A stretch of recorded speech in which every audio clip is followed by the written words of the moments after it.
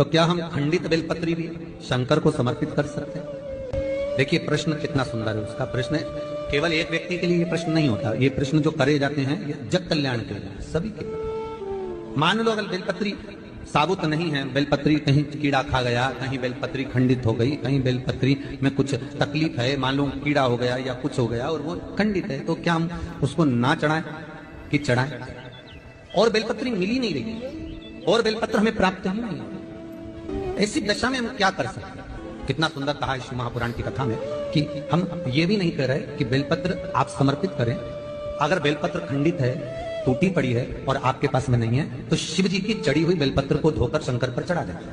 उसने दूसरा प्रश्न लिखा, मान लो मंदिर में भी बेलपत्र नहीं हो तो? बहुत अच्छी प्रश्न है ये। मंदिर में भी बेलपत्र ना हो तो कितना सुंदर कहा। एक भजन आप लोग गाते हो कि मन मेरा मंदिर, आंखें दिया बाती, होठों की है तालियां, रोम